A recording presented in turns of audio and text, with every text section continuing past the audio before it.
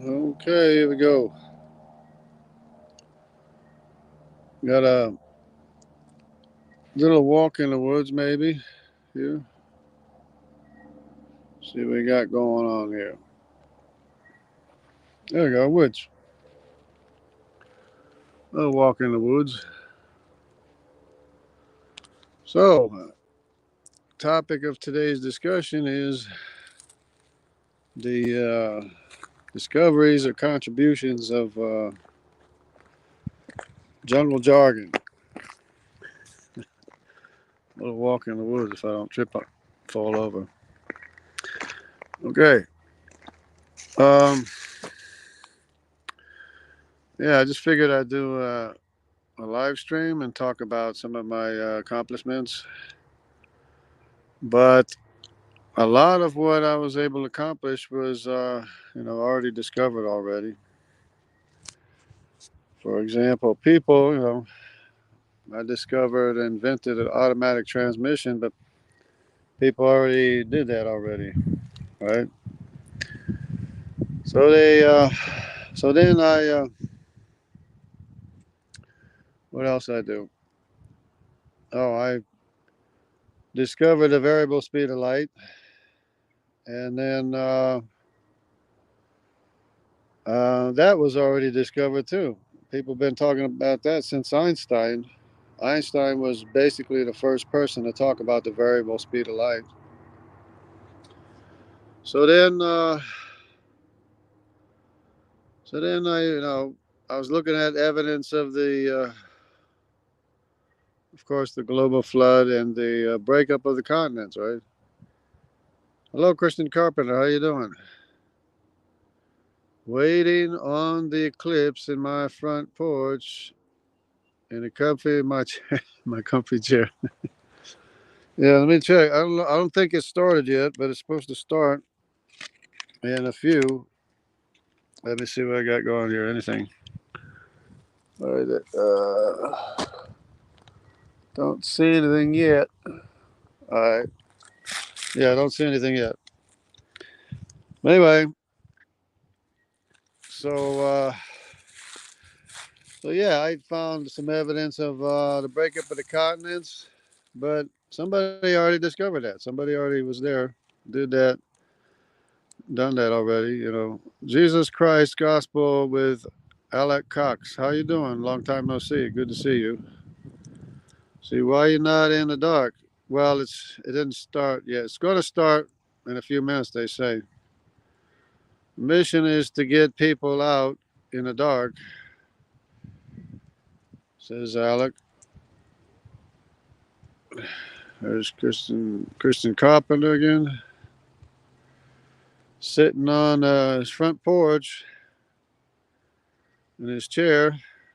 I had to I had to drive several hours to get here in this part of the woods, this neck of the woods.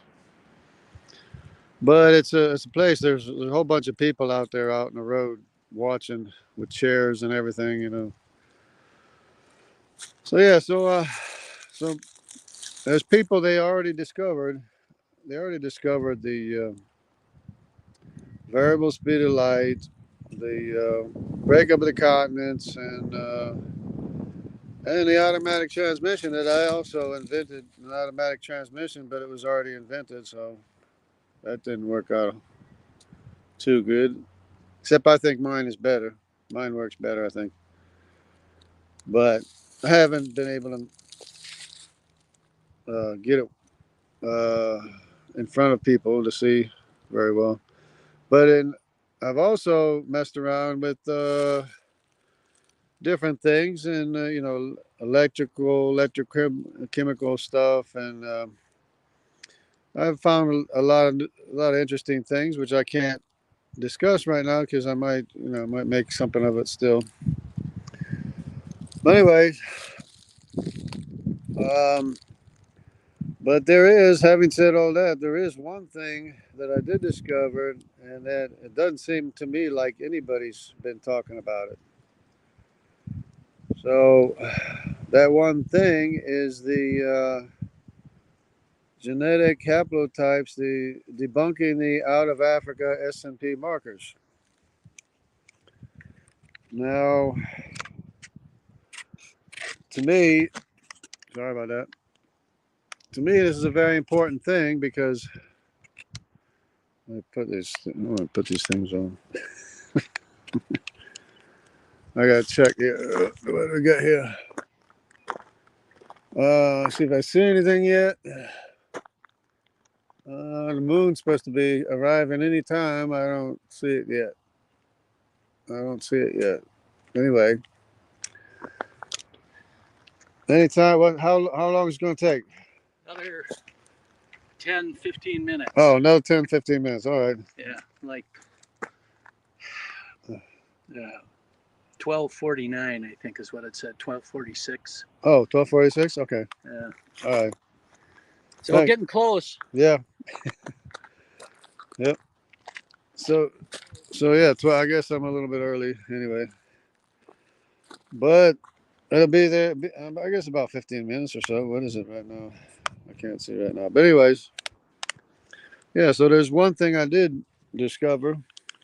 It was the S&P markers debunking the out of Africa belief, the out of Africa theory, where they insist that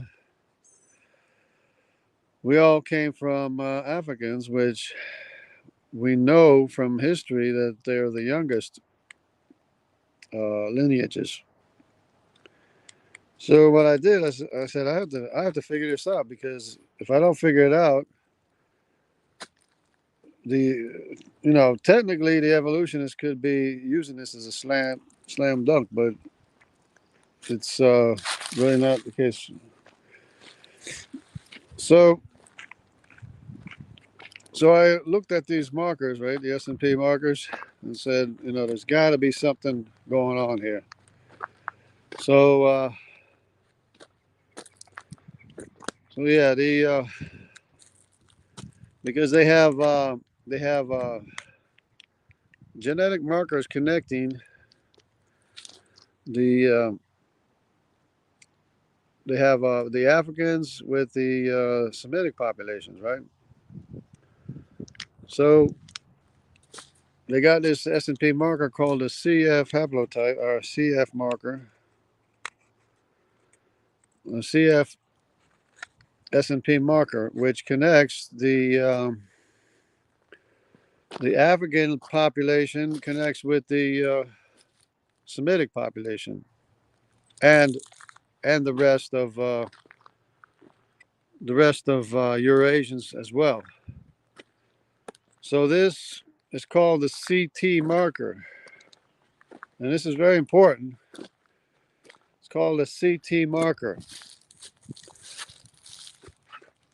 So this CT marker includes the lineage C, which is Hamitic. He shares a marker with everyone else in the world besides African, excluding Africans, excluding the A and the B, excluding the D and the E. So not even the D and the E have this marker that the C lineage has, which connects the Hamitic lineage with the rest of the world, but only by way of this C lineage.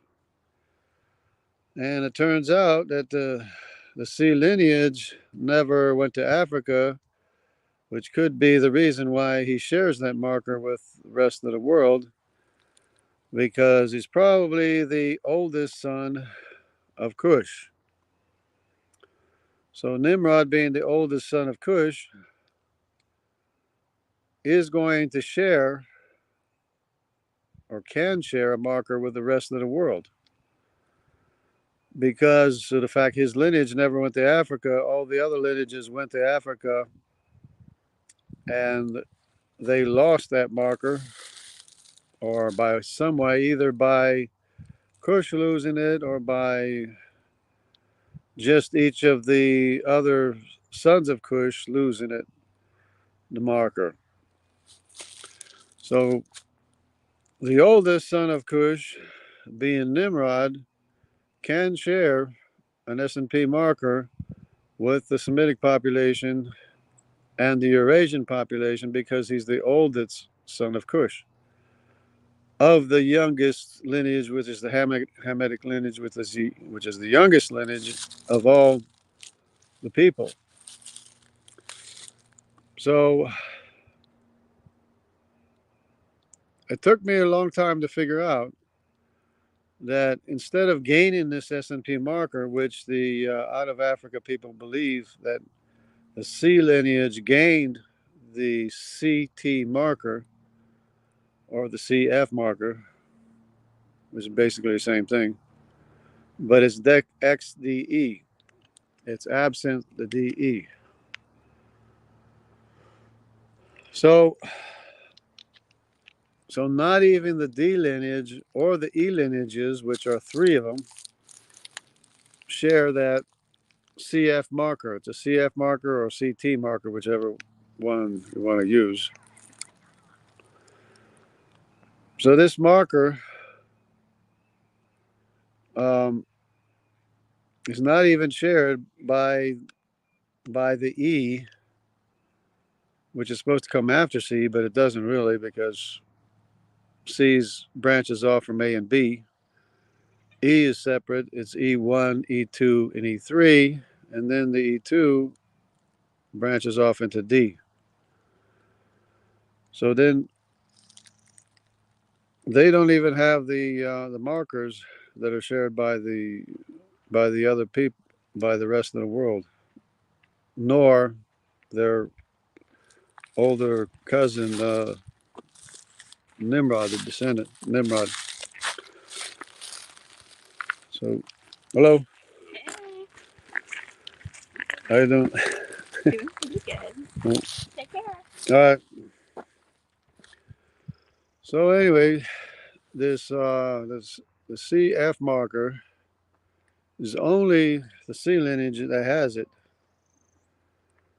So Nimrod married his mom Semiramis. They had Tammuz. Well, um, not too sure about that. I mean, it's a possibility, but uh, it's possible too that he had a Semitic wife, Semitic lineage wife, which would be um, because the reason why I'm saying this is because um, the African lineage, because I don't know if Tammuz is an African lineage, but the African lineage is L. It's L 1, 2, 3, 4, 5, and 6. And there are no L's outside of Africa. The only thing outside of Africa are, at least initially, the only thing outside of Africa are the M and the N, which is another thing that reminds me is that it can't be out of Africa because with a Y chromosome, it changes from A, B, C, D, and E to the Semitic F, G, H, I, and J. But in the mitochondrial maternal lineage, it changes from L to M, which is the Eurasian lineage first, and then the N lineage, which is the Semitic lineage. So it doesn't even match up if you want an out of Africa scenario. It's not. It doesn't even match up. It's not even going to work.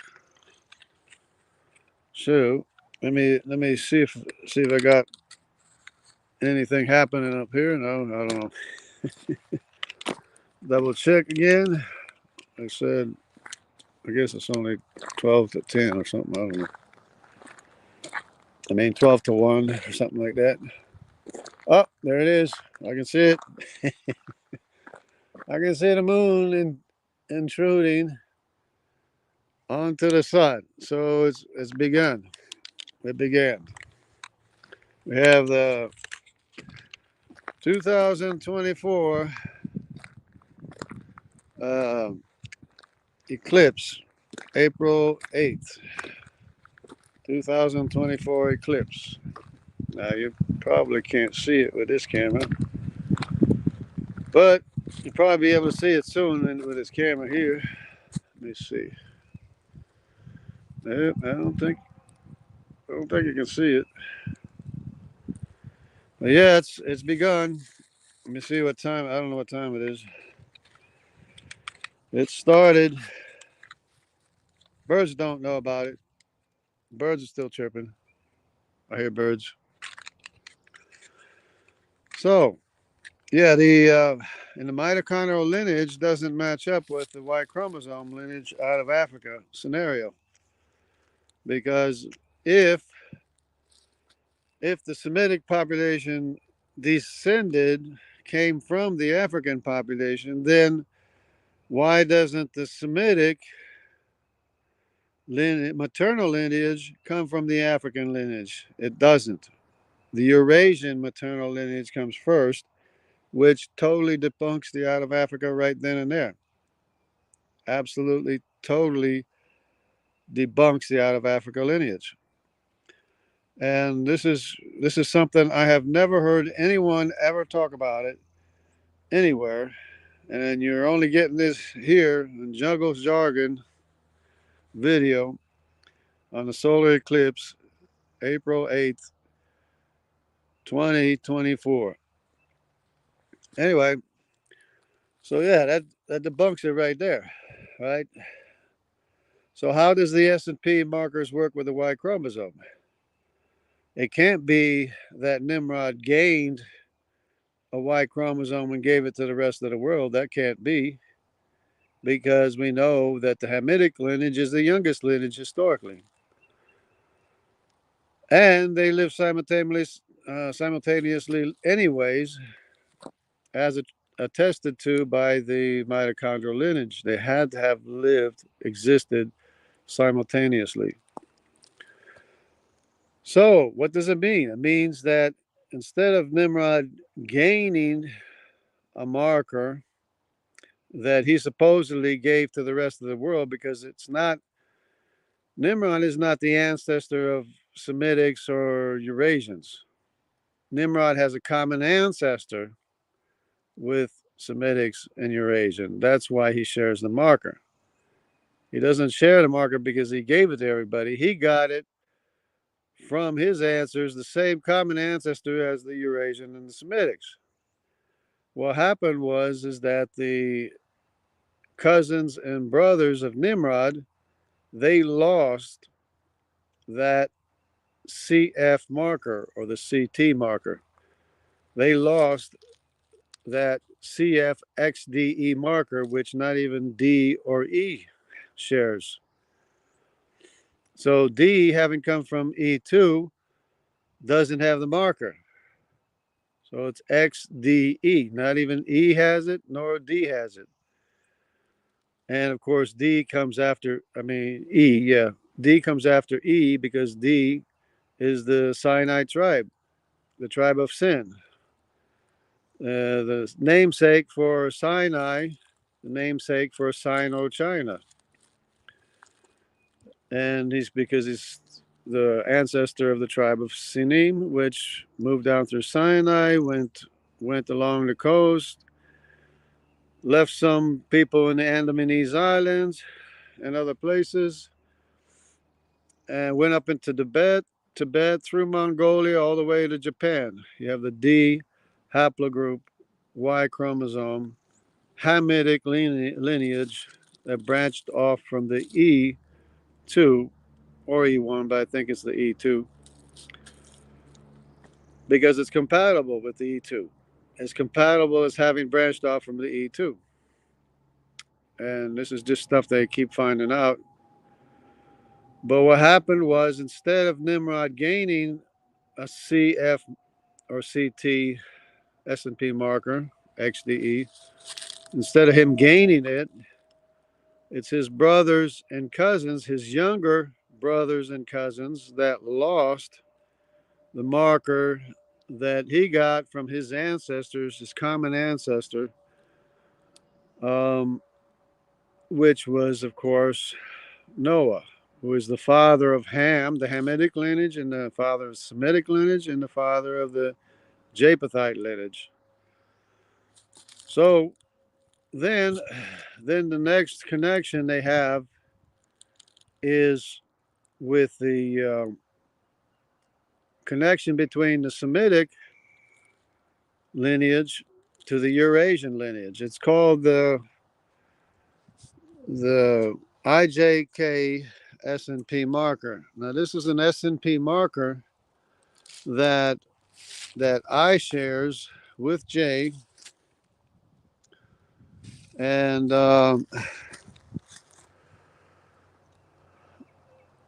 well, it's IJ.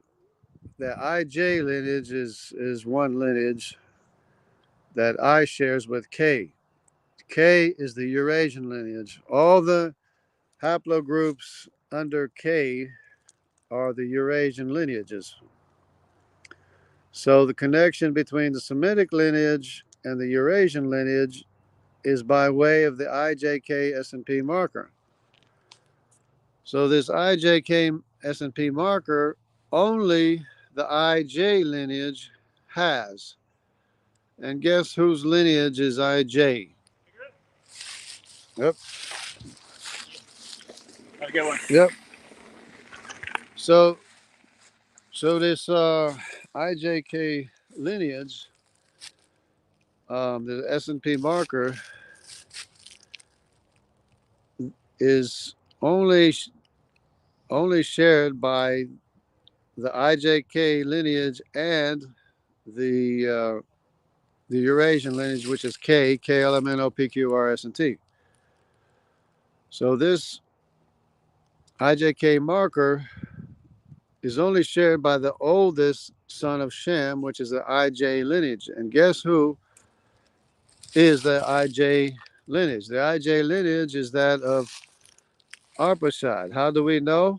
How do we know it's the Arpachshad? It's because of the Cohen modal haplotype. The Cohen modal haplotype identifies J as the lineage of Israel, or Abraham, actually. So there's IJ, there's the IJ is one lineage, but the Cohen modal haplotype is J1P58, which identifies J1 and J2 and I as being the lineage of Arpachshad because it's the descendants of Aaron. The Cohen modal haplotype identifies the descendants of Aaron, Moses' brother, who's the tribe of Levi, the son of Israel. And there you have it.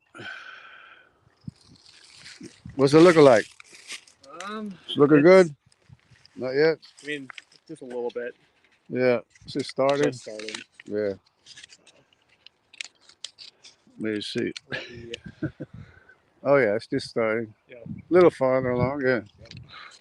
Another hour or so. Yeah. Okay. All right. Yep, so it's moving right along. So they have the identification of the lineage of Arpachshad, or Arphaxad, however you want to pronounce it, which is the oldest son of Shem, who is the brother of Elam, Asher, Aram, and Lud. So what do you know? The IJK S&P marker is only shared by the IJ lineage, and the H lineage doesn't have it. The G lineage doesn't have it. The F lineages don't have it. Neither do the A, B, C, D, and E, or E. None of them have the IJK S&P marker because the oldest, most original lineage is that of Japheth, which is which has the IJK S&P marker. So only IJ and K have the IJK S&P marker, which is possible because Arpachshad, being the oldest son of Shem, can share an S&P marker with his uncle Japheth, who is the brother of his father Shem.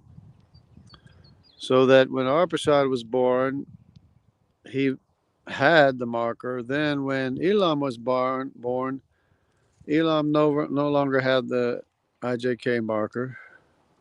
Asher doesn't have the IJK marker.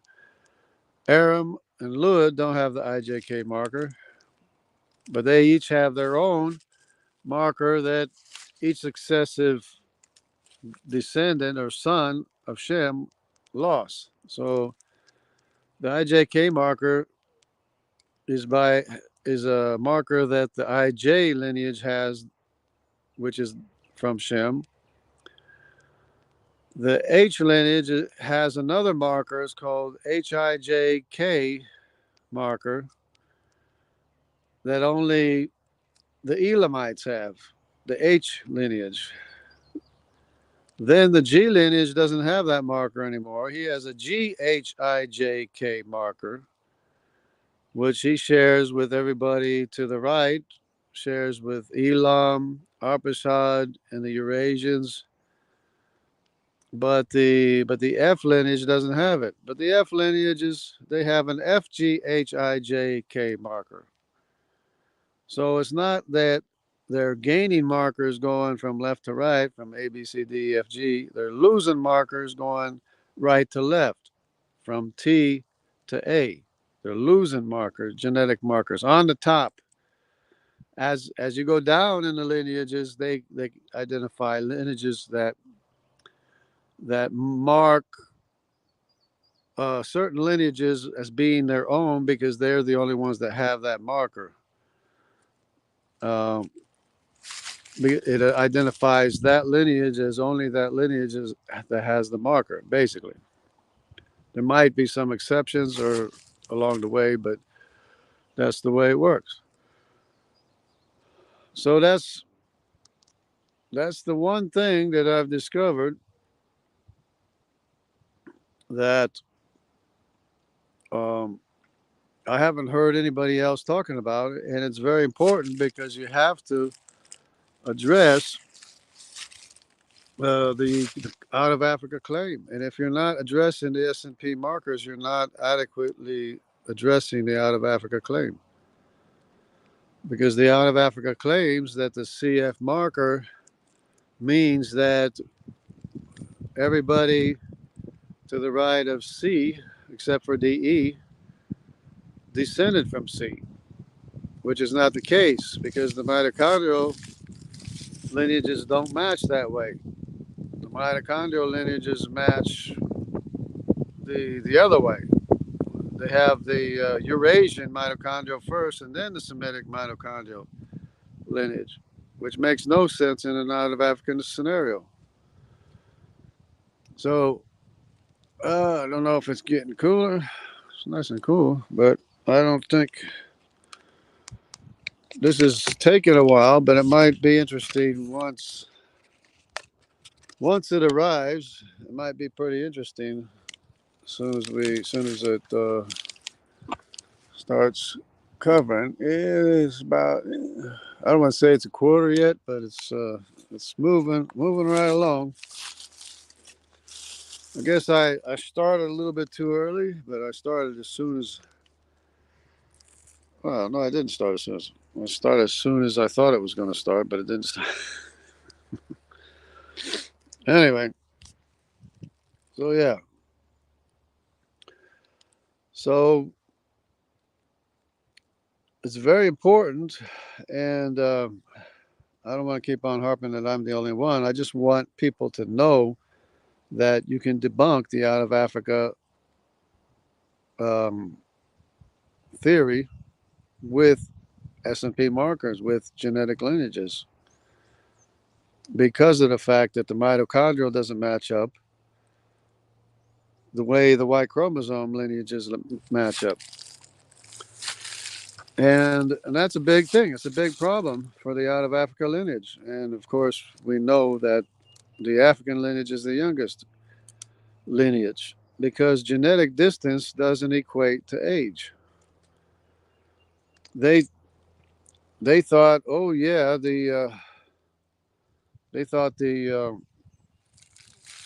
had proof, absolute proof of the out of Africa lineage because of the genetic distance of the Hamitic lineages, especially the A and the B lineages. But because of the reproduction rate and because of the mutation rates, you can't equate um, genetic distance with age. So they thought they had something good, but it turns out they're all wrong.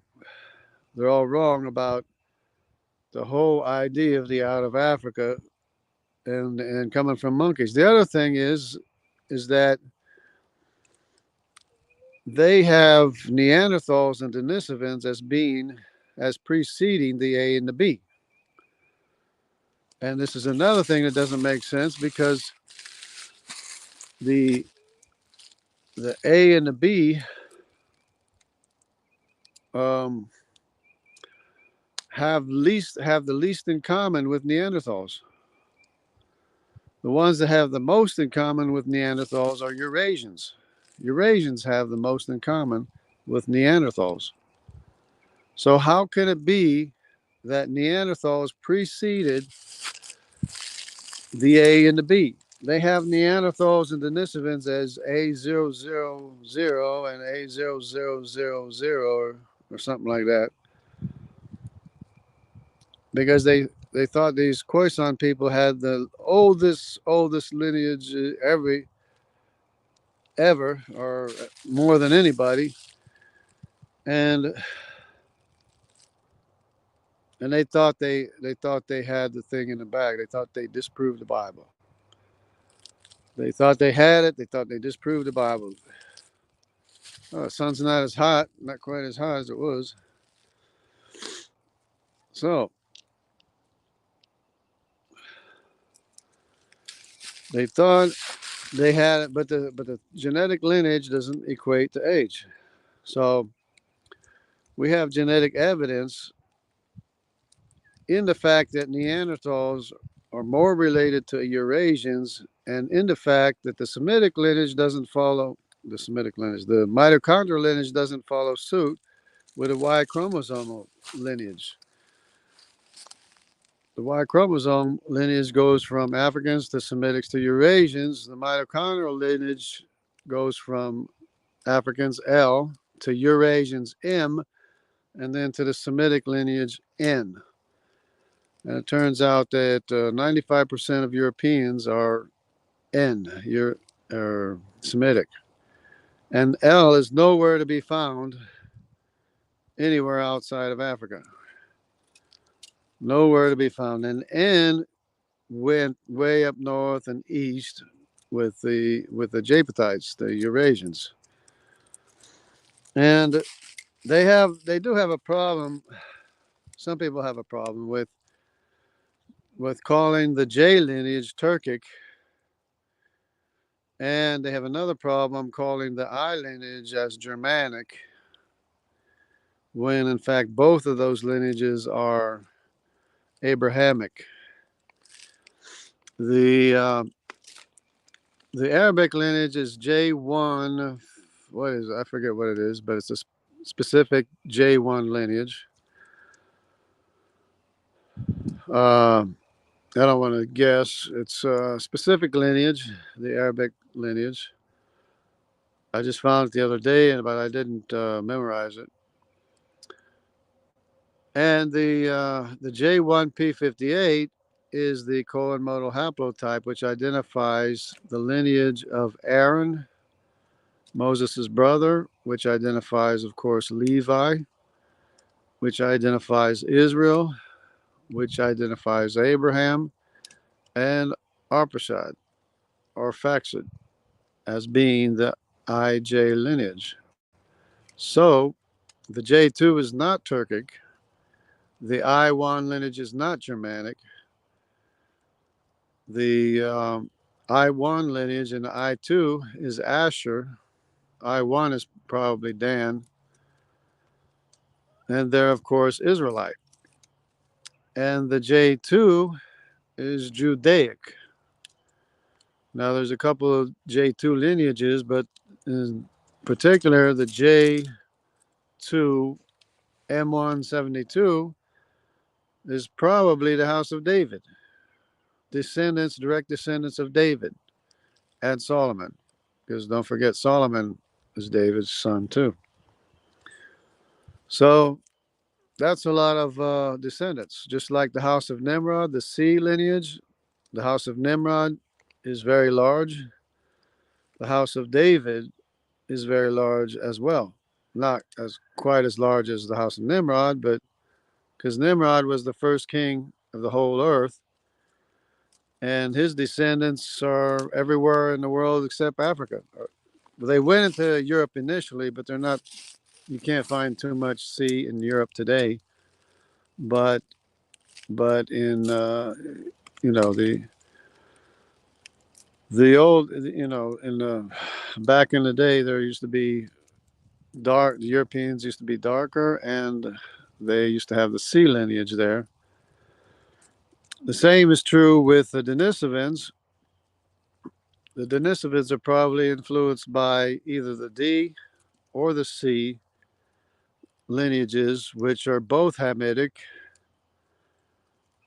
and that's why they are darker, even though they're Tibetans and Japanese and Mongolians and stuff. They've, of course, not as dark anymore, but because of the environment and of course, the genetic influence of Eurasians. But it explains why the Denisovan, the people that have most in common with the Denisovans, are people in South Asia, people in the Philippines, people in Papua New Guinea, have the most in common with Denisovans genetically. And that's because probably the D haplogroup and or the C or both, the C and the D, which are both Hamitic in Asia. In case people don't know, yes, a lot of Asians are Hamitic, and if you think about it, you can tell, you know, especially in South Asia and Australia. Australia is Hamitic. It's a C haplogroup, and the K haplogroup is the ones that are closely associated with Denisovans. So could be that it's because of the D haplogroup. So let's check this out. I don't know. I'm still hearing birds, but I'm thinking that it's going to be. Oops! Watch me lose the live stream here. Let's see what we got here. Oh, it's about a quarter, I guess. I don't know. About a quarter of it sunblock. It's not as bright what it used to be, but you're probably not going to be able to see it yet in this camera here. Anyway, I don't know if I can put this over top of this. But, oh, can you see it? Oh, there you go. Oops, what'd I do? Oh, I almost messed myself up. But anyways, you might have seen it for a little bit. So I'll try not to hit a button this time. Where'd it go? Can you see it? We can see it there. Little solar eclipse, maybe. All right. So yeah. Anyway, that's my contribution to the world. Hopefully, the people, of course, besides trying to explain the gospel to people, because I'm not afraid of the gospel. It's the power of salvation to all who believe in Jesus, and it's the truth. And if it wasn't the truth, we'd be wasting our time. So everything has to be true. Adam and Eve have to be true. Noah's Ark has to be true. The Cohen modal haplotype has to be true. The lineage of Abraham has to be true. And the more and more you study it, the more and more you find out that we're actually all the same people from the same family. So I don't know. I guess I jumped the gun a little bit, started too soon, but anyway, that's about it. Uh, it's probably going to start getting dark in a little bit. Maybe we'll see what's going on. Anyway, see, Alec has ham. Or I don't know. It says ham is good with a nice raspberry glaze. And he says Nimrod married Mom Semiramis. If she was Semitic, that's a possibility, but none of Nimrod, well, he doesn't pass the mitochondria, does he? Nimrod can't pass the mitochondria. I guess it's a possibility. In that case, it is a possibility.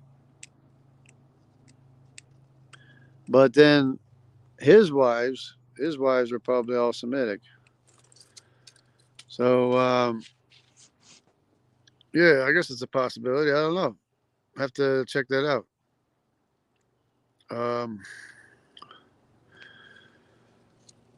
Because Nimrod is not going to be passing on his mom's mitochondrial DNA. He has his mom's mitochondrial DNA, but he's not going to pass it on. He's not going to pass it on to his kids. His mom is, but then if all the subsequent generations are from Semitic wives, then there's not going to be any more L in the area.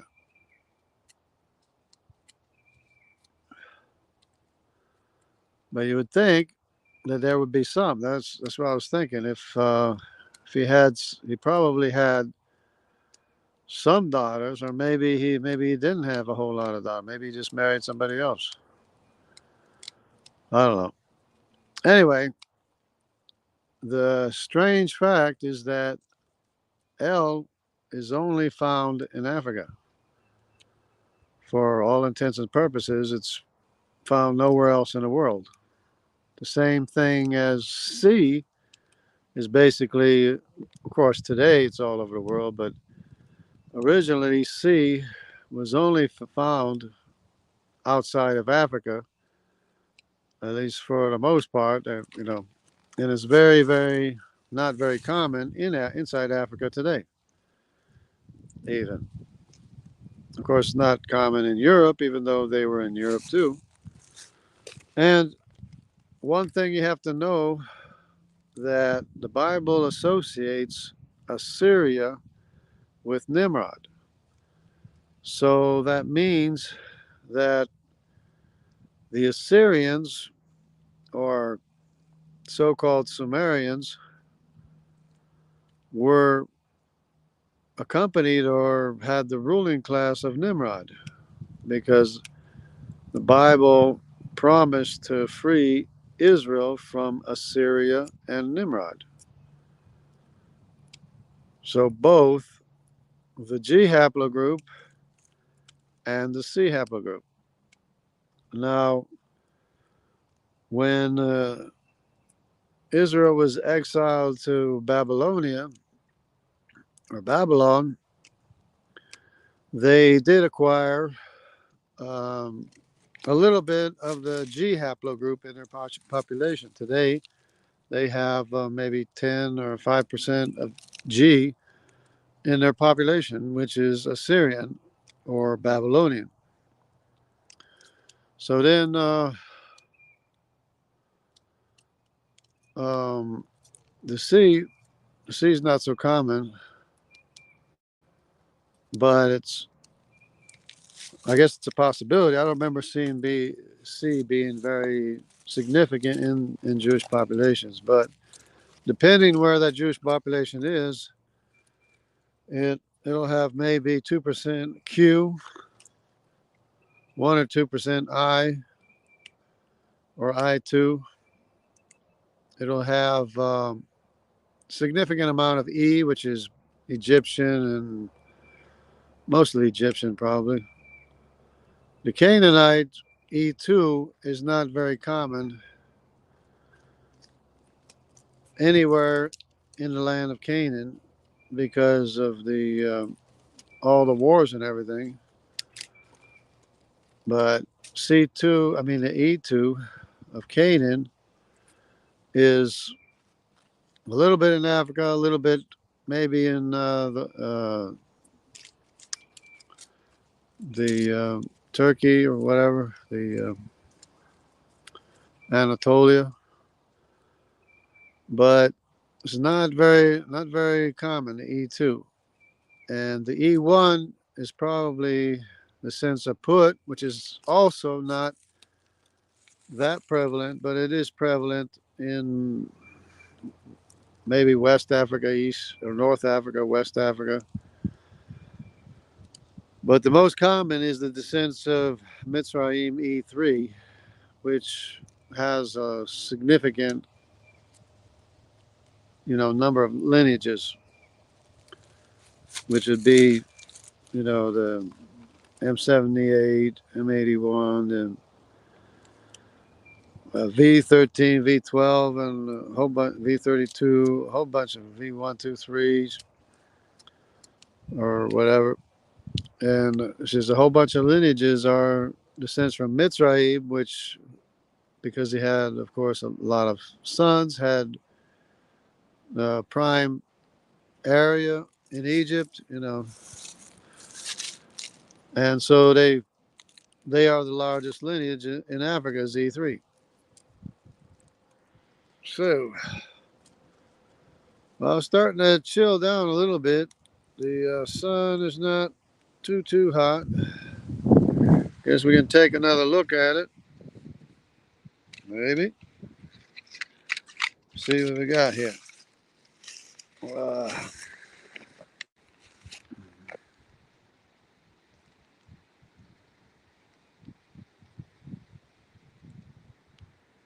if I can, if I can, I don't know if you can see it. Yes. Anyway, let me check it out. Not quite half yet. It's not half yet. Let me see. All right, it's getting there. It's getting up to half. About half there. Anyways, today's a special version. So yeah, I invented a transmission one time, an automatic transmission, and I was trying to make a variable speed transmission. And so I went and I had this idea. Started out as a kid with bicycle parts and stuff, and pulleys and different kinds of leverages and stuff. And then when I moved to New Jersey, after I got out of the army, I started building the transmission. I actually made gears especially for it. And I made this transmission. It was supposed to be a variable speed transmission, but it didn't quite work as a variable speed transmission. But if you put a few of them together, it would be this basically the same exact same thing as an automatic transmission. So I invented an automatic transmission without knowing about it, and then I started studying general relativity, and general relativity, um, time and distance change, and I'm thinking about black holes and gravitational lensing and measures of time and distance, and then I figured, well, wait a minute. There's no, 10 years ago, I have videos 10 years ago saying that there's no single measure of time in the universe. Everywhere you go in the universe is a different rate of time. It's like, so how can you put an age on a universe that doesn't have a rate of time? And, you know, just made no sense whatsoever. So then I realized, well, it's not just time, it's distance too. Well, what's the effect of distance? What does the effect of distance have? Well, when you go away from the center of the galaxy or the center of mass, when you get away from there, that means distance, the measure of distance increases. The actual literal measuring rod or meter grows the farther away it is from the center of mass. You go out of the solar system, it changes size. It gets bigger. You go out to the outer parts of the galaxies, it gets bigger. The meter actually is bigger, larger. So what does that do to speed? Because when you measure speed, you're measuring with time and distance, right? So what happens if the distance is longer? It means you have to get there faster. Um, if it's 186,000 miles a second, your 186,000 miles is going to be longer, and that means you're going to have to speed up to get there in 1 second, right? But that's not the only problem. The second is getting shorter too. The second is getting faster. So that means you really have to speed up to get to the longer measure of distance in 1 second. And that's what general relativity predicts. But there's so many, smart people, scientists that never did the thought experiment, didn't even think about it. And they're, in spite of the fact that Einstein actually talked about the variable speed of light. He explained it, but people just like ignore him. They say, "Oh," because Einstein got right. He got right the different measures, and when they went to measure stuff, they said, "Oh, Einstein's right," and then they celebrated that so much they just ignored everything else he had to say. They weren't even paying attention, even though he was talking about the variable speed of light consistently. So he was talking about the variable speed of light quite a bit, and people just ignore it. And that's Albert Einstein. And there's a bunch of videos I've seen that talk about the variable speed of light, explaining exactly what I just explained, that when you change measures of time and distance, when distance gets larger and time speeds up, you're going to make things happen a lot faster. The rate of causation is going to be a lot faster. The speed is going to be a lot faster of everything. It's just like smaller animals move around a lot faster than we do. It's the same kind of thing, but it's for different reasons. Anyway, let's see what we got going here. See if it's anything interesting yet. Now this is going to black out too. I mean, this is going to black out. Once it gets going, here it's going to black out completely. Okay, it's about half right now. I would say it's getting near half. If it's not half yet, it's getting near half. That means we're going for the total solar eclipse, total eclipse of the sun. So yeah, I figured that out. With without too much trouble. Automatic transmission, variable speed of light. But somebody already invented the automatic transmission. Somebody already invented or already discovered the variable speed of light. And so I'm discovering things that people already discovered already. And the other one was the breakup of the continents in the days of Peleg, where I discovered a whole bunch of animals, that are in both places. And how did they get in both places, from the ark? I mean, you can see in some places, you can see, well, maybe they crossed the land bridge or something, but between South America and Africa, there's no land bridge. So what do we have that shares in South America and Africa? What do we have that shares, or Asia? Well, we got all the fossils that were buried by the flood, line up between the continents. Obviously, they got plant fossils that go all the way from South America through Africa, India, and Australia. Same plant fossil all the way through. It's everywhere. And, lining up,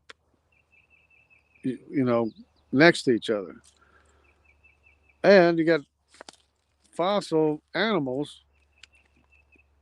lining up between the continents too, between Africa, South America, between Africa and India, between India and Australia, and some of them covering multiple continents as well.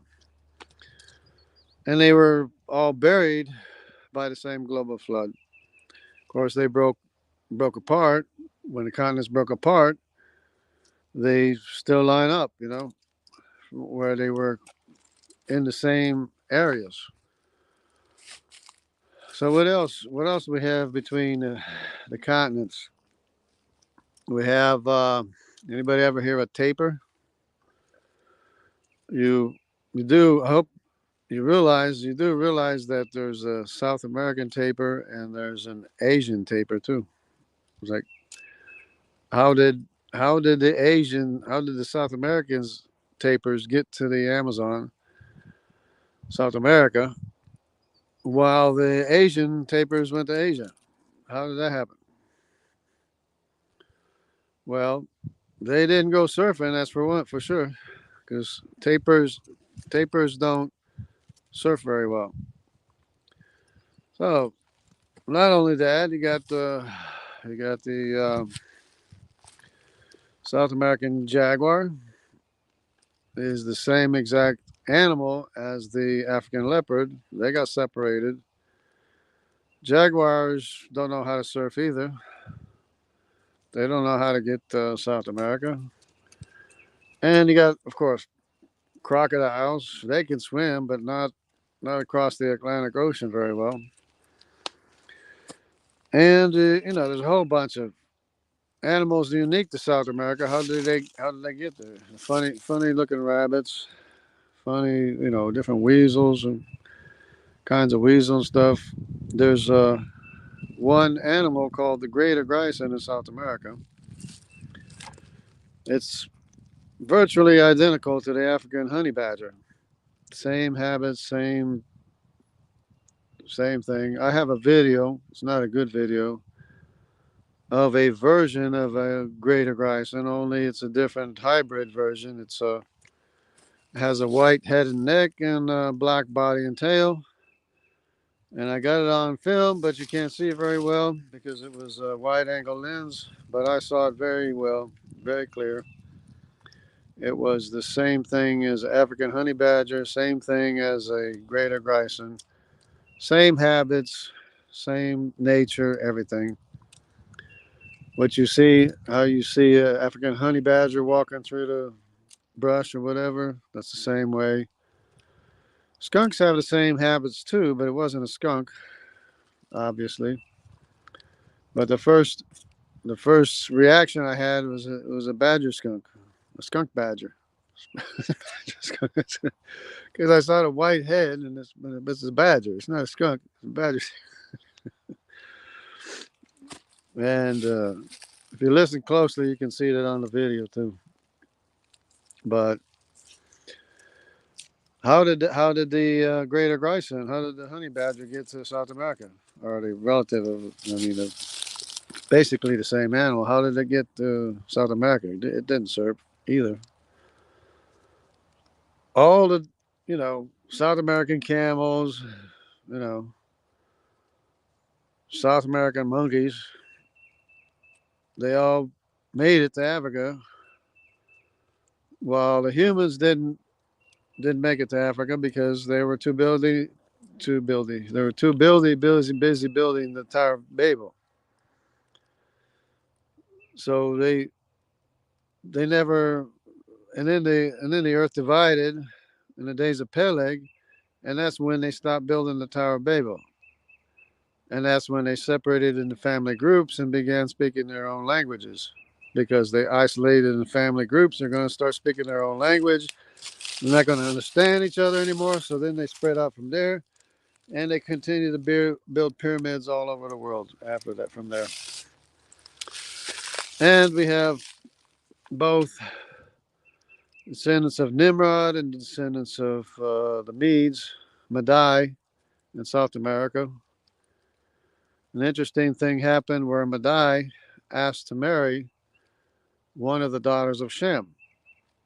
Interesting thing also is that everywhere where the Medes went, there is a Semitic mitochondrial DNA lineage, maternal DNA lineage that follows the lineage, the Y chromosomal lineage of the Medes.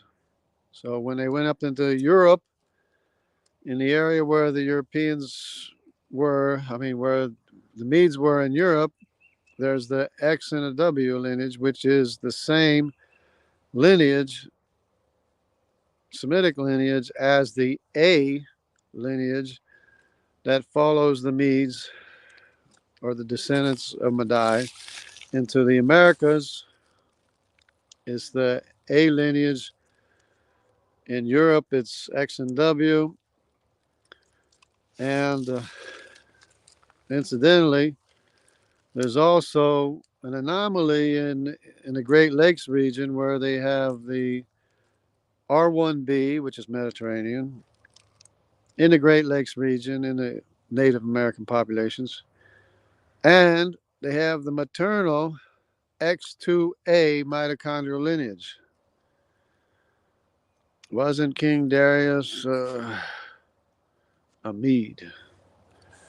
Yeah, and yeah, and another interesting thing, just like you pointed out, is that in the book of Esther, it says that a lot of the Medes and Persians became Jews. So that's why the Jewish population of all haplogroups they have the Q haplogroup, Y haplogroup in their population to this day because of the Medes that became Jews in the book of Esther, which is another interesting thing, another interesting point. It's like everything fits together, everything makes so much sense, when you take the Bible as historical fact. Everything falls into place. So that was a good point, Alec. That's a very good point right there. Very important. That's why the Jewish population has a Q in their population to this day. Let me see. Let's see what we can find here. See if we can see something going on here. If I can find the sun, I don't know what. Can you see something there, Alec? I mean, what's it look like? Can't. I don't know if you can see anything like that. Can I zoom in? I can't. No, I can't zoom in. Can't zoom in for that. But anyway, something happened in there. I think the Book of Esther. Let's see. The Book of Esther was a fabulous plan by God. Yeah,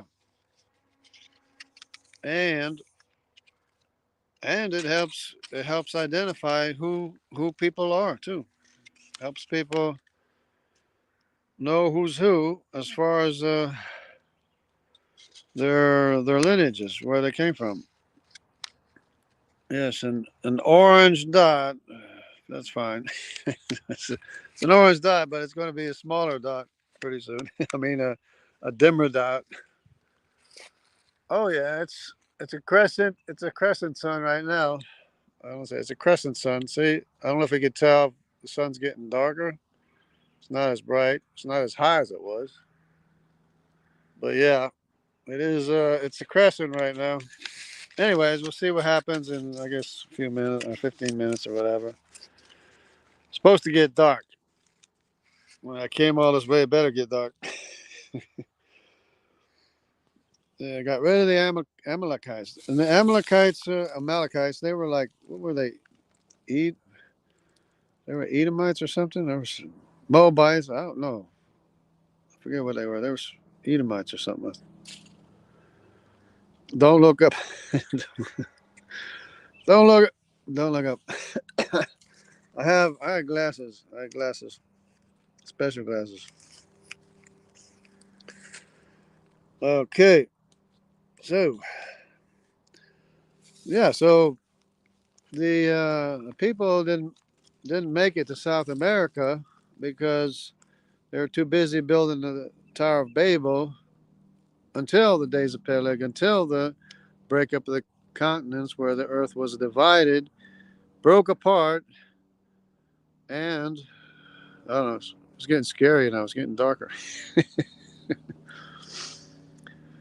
because when the earth broke apart, that's when they isolated into family groups, began speaking their own language, and then they started to spread out because, of course, they couldn't understand each other. But they went building pyramids wherever they went anyway, or towers or whatever you want to call them.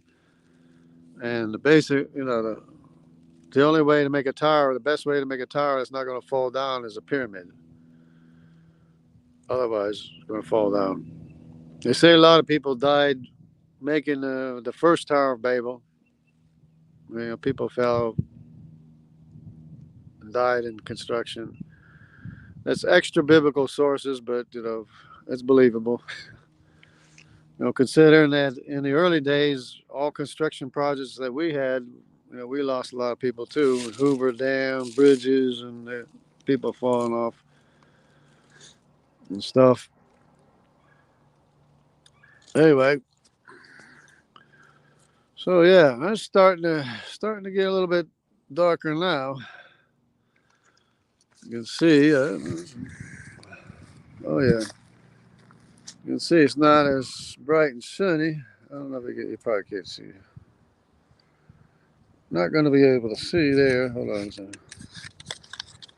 Should be just a crescent. Let me see what we got here. Supposed to be a crescent. I see an orange dot. That's about it. I don't know. Supposed to be a crescent. Anyway. Oh. Looks kind of a little bit eerie though, doesn't it? Looks kind of like lunar. A little bit lunar. So, getting a little bit chilly. I don't know. Still hearing birds. Still hearing some birds. So yeah, the genetics is very, very interesting. There's a lot of things that falls into place. Like I was saying, in the Great Lakes region, You have the Native Americans. They do genetic tests, and it comes back Mediterranean, and they're scratching their head and asking people, why do I have Mediterranean? Why do I have Mediterranean ancestry? Why is there Mediterranean ancestry? And the reason is, of course, in the days of King Solomon, in the days of the Phoenicians, remember there was peace, that King David brought peace to the world. There was peace in the world, and there was peace with the Phoenicians and trade with the Phoenicians. And the Phoenicians consisted of the haplogroups, which are found in Native American Indians, which are R1b, found in America. And, that's undisputed, totally undisputed. But besides that, there's the X2A, found in the same area of the Great Lakes and in Galilee today. Galilee, Galilee, X2A, the same lineage in the Great Lakes region and Galilee, the X2A.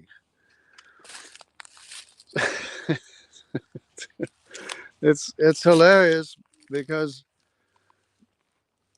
of course the Bible is true. I mean, the historical evidence is true of David and King Solomon, and they want to doubt the existence of Moses, the existence of David. They didn't believe there was a house of David until they found an inscription saying the house of David. They didn't believe there was Israel in Egypt until they found in Egypt, they found a marking the inscription of Israel. And they just keep on finding stuff in archaeology that proves the legitimacy of the Bible and the accuracy of the Bible in every possible way. Of course, they have always used the Bible to find places. They use the Bible to find, cities, of course, gates and roads and passes through the mountains. They found passes through the mountains by reading the Bible. They found, they've unearthed all kinds of archaeological items such as bells from the priest robes, signet rings from the prophets, and just over, thousands and thousands of discoveries verifying the accuracy of the Bible. The Hittites, they said, where's it? There's no Hittites. Where's the Hittites? And then they found out, oh, there's Hittites here. So they have to change their story. They have to backtrack, but they never admit it. They never admit they're wrong. Okay, let me see what happens here. Let me see what happens. Let me see. See what we got here. Okay, it's a pretty good crescent. It's not quite there yet, but it'll be there before we know it, probably. No matter a few 10 minutes, 15 minutes, whatever. It'll be total darkness, and then what? Then what I do? I got a flashlight in case I need. See what happens. I want to see if I can hear any whippoorwills. That would be awesome if I heard a whippoorwill. Because the whippoorwills are here already. And that would be funny if I heard a whippoorwill. I'm still hearing birds, though. Anyway, so I can't really move too much because this is the best signal I got here. And I don't want to lose a good signal because, this is a historic event. It's April 8th,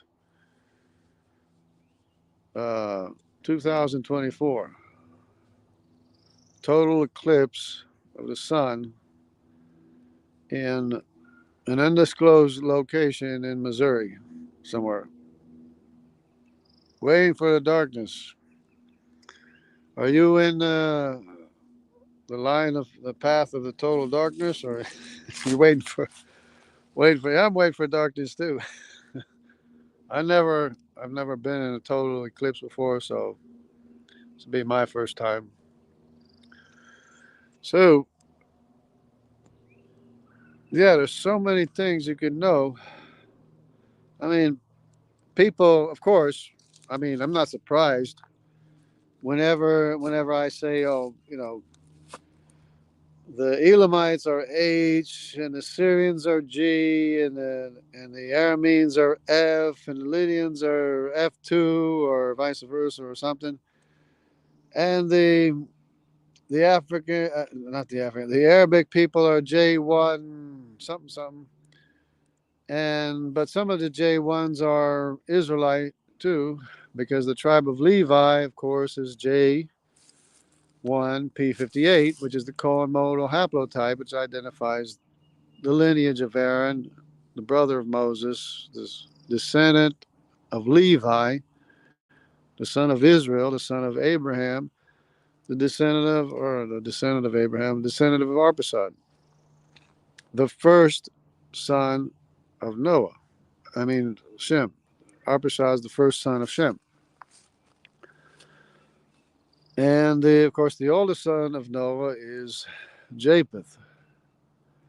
So everything under K element O P Q R S and T, those are Eurasians, Japhethites. That includes the Javan Mediterranean Sea people, which are Dodanim, Kittim, Tarshish, which I got off on a tangent because T is also in America, the American indigenous population from the Mediterranean. You know what else is there? E, which is also Mediterranean, and B, which is also Mediterranean, are in America, in the American Indian population. And what else is there? G, which is what? Mediterranean, but Assyrian in America, an American population. And you know what else is in there? This is like basically this is basically identifying the genetic makeup of the Phoenicians. So they were R1B, E, T, what else? G, well, Q, but Q is already there in America. But Q from the Medes, it'd be interesting to see if some Q from the lineage from the Mediterranean is in the Native American. That would be an interesting study. But anyways, it's the G from the Assyrians. You know what else is there in the American Native American population? I1, I2. Of course, I1 is the tribe of Dan, which is the shipbuilder and sea people. I2 is Asher, which were also sea people, which moved up in southern Europe. I2 is like southern Europe and North Africa. I2, the Asher, descendants of Asher, went through southern Europe and all the way to Africa, the northern tip of Africa, northern parts of Africa is I2. So it's an American, well, Phoenicians, when the Phoenicians went over to America, like I said, it's R1B, T, E, I1, I2, J1, J2, and the G, and the T I said already. This is basically the makeup of not only the Phoenicians in America, but also these are the same markers in Jewish populations as well, which is the Q, the T, the R1B, of course, and the E, of course, and the I1 and the I2 and the J1 and the J2. So, in the days of King Solomon, when there was trade, the Phoenicians were going all the way to the copper mines in the Great Lake regions in America and bringing back trade, gold, silver, copper, whatever, for the temple, for the building of the temple. in the days of King Solomon. So the truth is better than fiction. Is it? Is it getting dark yet? It's a little bit dark. Starting to get dark. It's like a moonshine right now. You got a moonshine.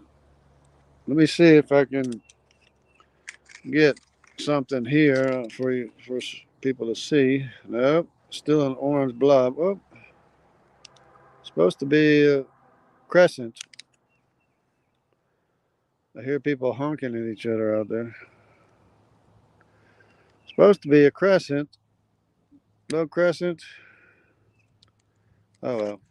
Anyway, let's see what it looks like. Probably getting down to the wire.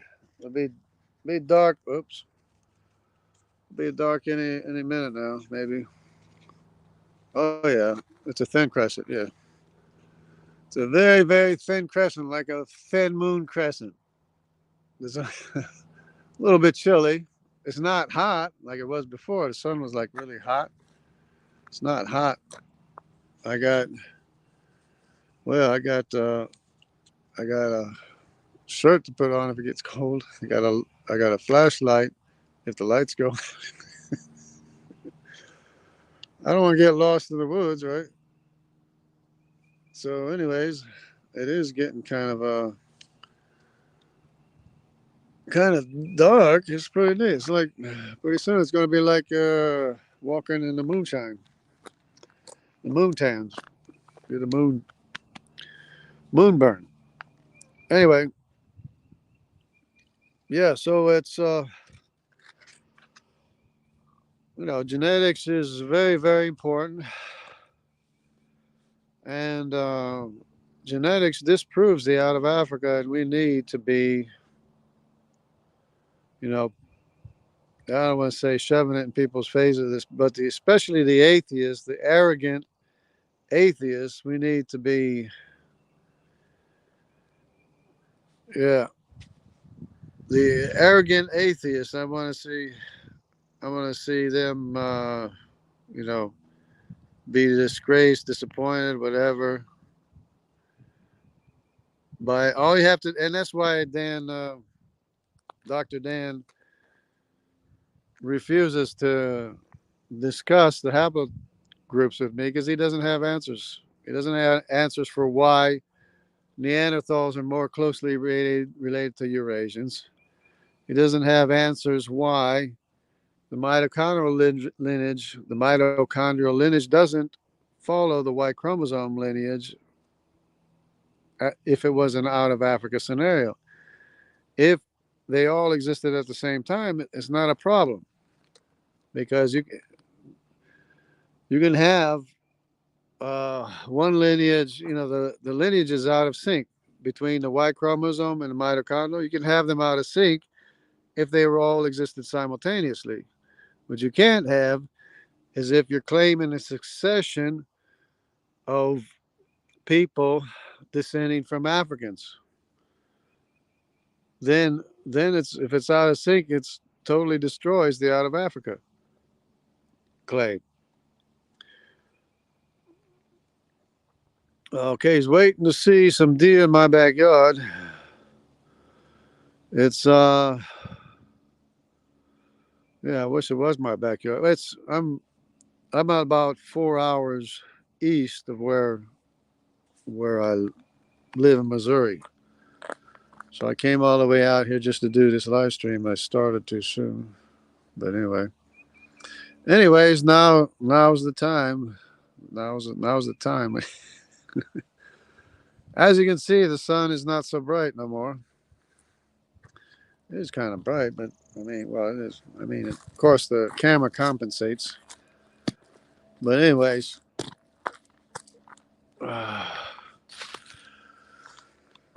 yeah, it's getting there, and it just might get dark. It is. It is kind of eerie. It's kind of creepy. So it's pretty neat. It's like I don't think it's as bright as what it looks like here And of course, you can probably tell it's not as bright as what it was before, but still, the camera compensates for the lack of bright. Oh, we're getting close. We're getting close to just. Oh man, it's gonna disappear. The sun's gonna disappear. It's gonna be totally. It's gonna be totally disappeared. It's gonna be gone. There's not gonna be any sun. There's not gonna be sun left. It's gonna be gone. Where'd you go? Where'd you go? Oh, where'd you go? Where'd the sun go? Uh-oh. It's getting dark now. Where'd it go? It's getting dark real quick. Oh man, where'd it go? Where'd it go? I can't even find it.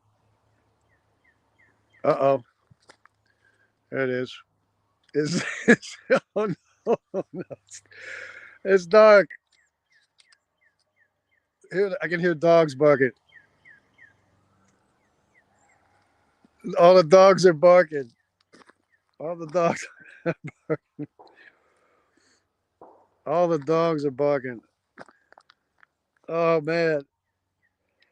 It's gone. Oh my goodness. Oh my goodness. Wow, the corona is huge. The corona is huge. Oh man, you gotta see this. Wow. The corona is so huge. I wish you could see that. No, can't see it very well. Wow.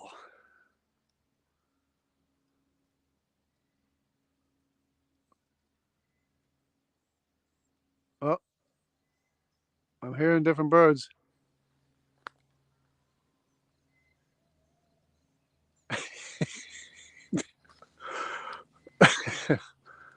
Wow. Wow, the corona is so huge, man. Wow, and you can see a flare. I can almost see a flare. Wow. Looks like a moon, but it's not a moon. Wow, that's pretty awesome. And it is dark.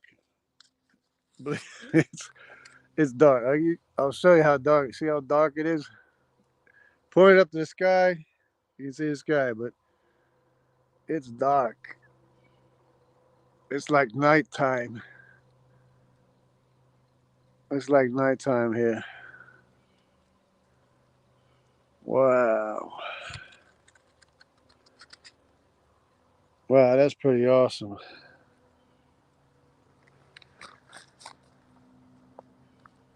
Well, anyways, there we have it.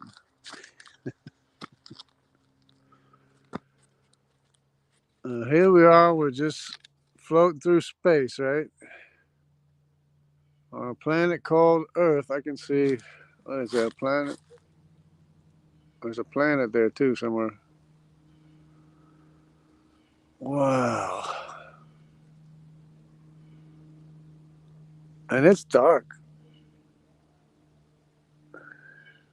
I mean, I can see, but still, it's dark. Wow. The, the dogs were barking. Dogs started barking. Wow. Oh, there is a flare. There's a flare on the bottom of the sun, or at least from this angle. There's a flare on the bottom. Wow. It's a big flare. Wow.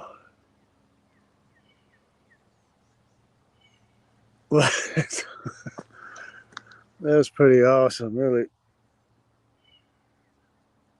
Anyway, that's I guess that's about it. There's a huge, there's a there's a huge flare at the bottom of the sun. Wow.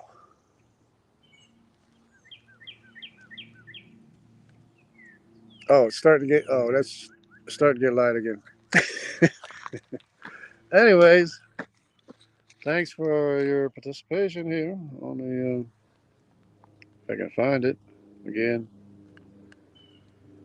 Oh, where'd it go? Can't see it. Anyways, coming back. There it is. It's all gone. It's all over. So that was it. That was pretty awesome. That was pretty good. Thanks for putting up with me. As long as you have, especially Alec here. Got dark quick like the sunset. It was fast. Uh, Stay safe. The sun will be hidden. Belt the Shazer, the hidden things of God. There you go. Yeah. Belt the Shazer. That's Daniel's name. Belt the Shazer. Birds chirping. Screeching owls. Nice. That was quick. Yeah. That was quick. But they said it's longer than usual. Anyway. No, that was pretty good. Really. Now I just gotta drive back because I got nothing else to do apparently. I got off today. I didn't have to work today. I said, can I go watch the solar eclipse? I said, yeah, go ahead. I have to go back to work tomorrow, maybe. I don't know. Anyways, I guess that's about it. I'll just go ahead and sign off. Say thanks to everyone. And the main takeaway of this video, if you don't take away anything else, is that genetics disproves the out of Africa, and and we need to be using it as much as possible. And like I said, this is one discovery I made that nobody else has discovered. Because that's the S&P markers. Instead of gaining markers going from left to right, A, B, C, D, F, G, H, I, J, K, L, M, N, O, P, Q, R, S, and T, they're losing markers, S&P markers going from right to left, from T to A. So it's the CF marker that is being lost to Nimrod's cousins and younger cousins and brothers, mind you. And it's the IJK marker that is being lost to Arpachad's younger brothers. So the oldest lineage is the K lineage, which is the Eurasian lineage. Then the Semitic lineage, which is FGHIJ. Then the youngest is the Hamitic lineage, which is A, B, C, D, and E. And that's a fact. You can take it to the bank.